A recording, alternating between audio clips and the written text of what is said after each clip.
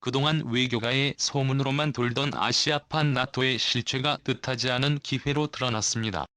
아시아 국가 대다수의 참여와 더불어 한국의 본부가 지어질 예정이라고 하는데요. 중국을 제압하는 거대 군사동맹의 중심에 한국이 놓이게 된 상황. 대체 양국에 무슨 일이 벌어지고 있는 것일까요? 지금부터 아시아판 나토에 대해 자세히 설명해 드리겠습니다. 러시아군의 공습으로 만신창이가 된 우크라이나. 최근 러시아군이 우크라이나 일대에서 잔혹한 짓을 저지른 일이 알려지자 국제사회는 공분했는데요. 특히 여성과 아이들을 대상으로 심각한 전쟁 범죄가 일어나자 젤렌스키 대통령은 유엔 화상회의를 통해 러시아의 범죄를 고발, 전쟁 범죄를 저지른 적 없다는 러시아 대사의 거짓말을 폭로하고 국제사회의 도움을 간절하게 요청했죠. 젤렌스키 우크라이나 대통령은 세계 각국을 향해 도움을 요청, 각종 무기와 강력한 경제 제재 동참을 간곡히 바라며 무의미한 희생을 막기 위해 전력을 다하고 있죠. 에서도 가장 공을 들이는 단체는 바로 북대서양조약기구입니다. 유럽의 마지막 보루라고 칭하는 나토의 존재는 미국과 캐나다, 영국과 프랑스 등 주요 국가들이 결성한 군사동맹으로, 만약 동맹국 중 하나가 공격을 받을 경우 나토 소속 연합군이 그 즉시 출동, 상대 국가를 향해 공격이 가능해 러시아 입장에서 두려운 존재였죠. 특히 소련이 해체되고 과거 소련 연방국이었던 국가들이 하나둘 나토 가입 요청을 하면서 러시아는 이를 극도로 두려워했는데요. 자신의 앞마당까지 나토의 세력이 확산되면 러시아는 서방 세계에 굴복할 수밖에 없다는 결론에 도달한 것이죠. 특히 자신의 권력이 사라지는 것을 그 누구보다도 두려워한 푸틴은 러시아의 앞마당이라고 할 수 있는 우크라이나까지 나토의 제안에 넘어가려고 하자 우크라이나 전쟁을 일으키는 행보를 보이며 지금까지도 우크라이나를 포기하지 않는 모습을 보였죠. 현재 우크라이나는 나토에 가입된 국가가 아니기 때문에 나토에 소속된 국가들은 우크라이나를 직접적으로 지원하지 않습니다. 간접적으로 물자나 군수품을 보내며 지원하긴 하지만 어디까지나 나토 동맹국이 아니기 때문에 지원에는 한계가 있죠. 일각에서는 러시아가 우크라이나를 넘어 다른 국가들을 지지 않는 이유로 나토의 적극적인 참전을 두려워하기 때문이라는 이야기가 있었는데요. 나토의 주요 병력이 서유럽 국가와 미국 병력의 투입이라도 된다면 러시아는 우크라이나 전쟁에서 지는 것은 물론이고 본토까지 위험할 수 있습니다. 나토의 효용성을 실감한 미국은 비슷한 조직을 아시아에도 설립하고 싶어 했습니다. 최근까지 미국이 턱밑까지 쫓아온 중국을 상대로 효과적으로 대응할 수도 않은 아시아판 나토 조직이라는 생각이 들었죠. 대만을 상대로 끊임없이 무력 시위를 하는 중국을 미국은 효율적으로 대응하기가 어려웠습니다. 평양 함대를 동원해 오키나와를 비롯 대만 주요 항만의 시설을 배치한다고 해도 중국 본토에서 날아오는 공격을 막기 어렵기 때문이죠. 나토와 마찬가지로 미국은 뜻이 맞는 아시아 국가와 군사 동맹을 맺는 게 필요했습니다. 설사 미국이 늦게 대응한다고 해도 중국 주변 국가가 먼저 중국 공격에 맞서 선제 대응을 할 수 있게 하는 것이 중요하다고 깨달은 미국은 조심스럽게 움직이기 시작했습니다.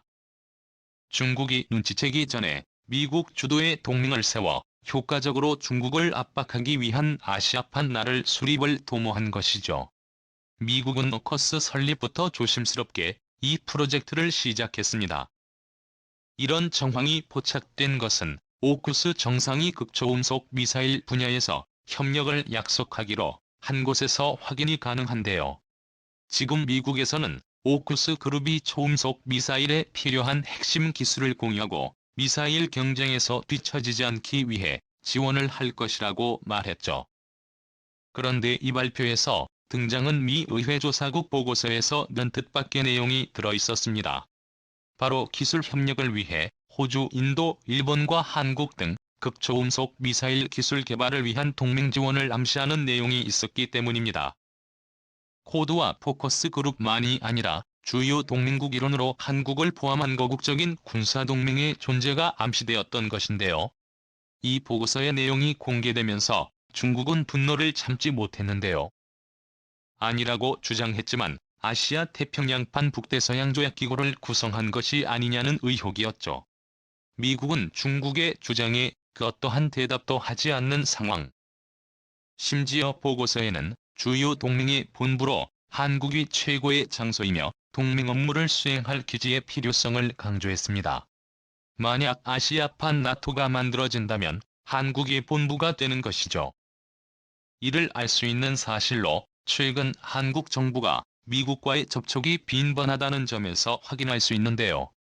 한국은 조심스러웠던 과거와 달리 퍼드 플러스 조직에 참여 거국적 군사 동맹의 일원으로 참여하고 싶다며 태도를 바꾸었습니다. 게다가 최근 새 정부의 수반이 된 윤 당선인이 주한 미군 평택 기지를 방문하면서 미국과의 소통 채널을 열어준 사와 미국과의 공조를 통해 한반도 평화는 물론이고 세계 평화에 있어 기여하는 모습을 보이겠다고 했죠. 베이징과 가장 가까운 곳에 있어 군사적으로 위협이 될 수 있고 주한미군으로 오랜 동맹관계를 구축한 한국은 미국이 신뢰할 수 있는 국가로 아시아판 나토 군벌을 세우기에 서울만큼 좋은 곳이 없는 것이 현실이죠. 미국은 물론이고 아시아 전역에서 심상치 않은 흐름을 관찰한 중국은 즉각 이에 반발하며 미국과 동맹국을 포함하기에 이르렀는데요. 중국 인민해방군 최고 연구기관인 군사과학연구원의 후평성 연구원은 기고문을 통해 아시아판 나토는 불가능하다고 단언했습니다. 기고문에서 미국 패권의 쇠퇴와 동맹 사이에서 미국에 대한 신뢰 부족이 결국 아시아판 나토 발족을 막을 것이라고 희망 섞인 관측을 하며 미국의 영향력을 과소평가했습니다. 하지만 중국의 관측은 어디까지나 중국의 희망사항일 뿐 이번 우크라이나 전쟁에서 미국이 보여준 리더십은 주목을 받았습니다. 미국 동맹국들 역시 미국의 존재감을 제대로 확인하게 되었죠. 미국은 중국을 압박하기 위해 차근차근 준비를 거쳤죠. 이제는 그 결실을 이룰 순간이 다가왔는데요. 첫 시작은 5곳으로부터 시작됩니다. 작년 9월 미국은 호주, 영국과 인도-태평양 지역의 석자 안보 파트너십을 맺으며 새로운 군사동맹을 체결했습니다. 조 바이든의 주축으로 한 새로운 동맹은 즉각 전 세계의 관심을 받았는데요. 아무런 사전 예고도 없이 갑작스럽게 만들어진 군사동맹에 중국은 예민하게 반응할 수밖에 없었습니다. 특히 호주의 참여자는 중국의 큰 계획에 걸림돌이 되었죠. 그러자 하도 태평양 일대 국가에 중국 대사관을 파견하며 동남아시아 국가 및 태평양 군도 국가의 친중 세력을 키워 남중국 해는 물론이고 인도양까지 진출하려고 했던 중국은 호주가 견제 국으로 떠오르면서 전면 계획을 수정할 수밖에 없었죠. 중국이 이에 제대로 반응하기 전에 미국은 한 번도 중국을 정신 못 차리게 만들었는데요. 바로 쿼드발적으로 연이은 군사동맹을 맺은 곳입니다. 쿼드는 인도-태평양 지역 핵심 동맹국인 인도, 호주, 일본이 미국과 함께 아태 지역 평화를 위한 정기적 정상회담과 군사적 교류를 하기로 맺은 체제입니다. 기존에는 외교장관급 회담이었지만 조 바이든 행정부는 이를 정상급 회담으로 격상시켰죠. 갑작스러운 격상은 중국을 견제하기 위한 포석으로 밝혀졌습니다. 코스에 이어 쿼드까지 중국을 중심으로 한 여러 동맹을 맺으며 아시아판 나토에 한층 가까워졌다고 할 수 있는데요. 중국은 외교 채널을 통해 미국의 행위를 강력히 비난했습니다. 화춘잉 중국 외교부 대변인은 정례 브리핑을 통해 이들 국가는 중국의 위협을 부추겨 중국과 주변국의 관계를 악화시키는 데 안간 힘을 쓰고 있다고 말하며 중국은 이에 단호히 반대한다며 공식적으로 쿼드를 부정하게 이룹니다. 미국은 중국의 반응에 오히려 기뻐하는 반응을 보였는데요. 중국을 불편하게 만든 것은 미국 외교 및 군사 전략이 제대로 먹혀들고 있다는 증거였기 때문입니다. 은 공식적으로 아시아판 나토를 추구하는 것은 아니라며 로이드 오스틴 미국 국방장관의 말을 전달했습니다. 자유롭게 개방적인 시스템 구축을 위해 협력하는 것이라며 중국의 주장은 근거 없는 소리라며 이를 일축했습니다. 중국은 미국의 주장을 온전히 다 믿을 수 없다고 주장하며 러시아와 협력을 강화하며 미국에 맞설 동맹을 찾으려 했죠. 그러다가 발생한 것이 올해 일어난 우크라이나 전쟁이었습니다. 전 세계적인 비난을 받으면서 러시아의 경제가 망가지고 러시아의 군사력 역시 형편없는 것으로 드러나면서 중국은 러시아와의 동맹을 재고하면서 중립으로 돌아섰습니다. 러시아의 우크라이나 침공에 발맞춰 중국이 대만에 전투기를 보낸 행위도 러시아가 폐색이 터지자 도발을 수를 줄이는 모습을 보이며 미국은 물론이고 전 세계 여론을 관찰한 것입니다. 탐탐 기회를 엿보던 미국은 이 틈을 놓치지 않았는데요. 미국은 본격적으로 아시아판 나토를 설립 이를 위해 한국과 일본, 대만과 호주 그리고 태평양 주요 국가를 포함하는 거국적 군사동맹을 추진한 것입니다. 중국은 미국이 물밑에서 준비한 전략에 된통당하게 된 것이죠.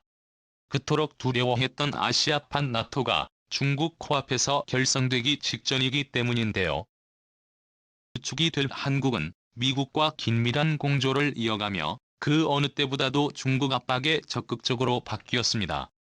최근 종려용 외교부 장관이 나토 외교장관 회의에 참석해 우크라이나 인도 지원 약속은 물론이고 중국의 참여에 대해 언급한 것은 이를 방증하는 것이라 볼 수 있죠.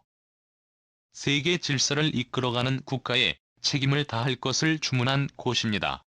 중국은 어떠한 대꾸를 하지 못하고 꿀먹은 덩어리처럼 가만히 있을 수밖에 없었다고 하는데요.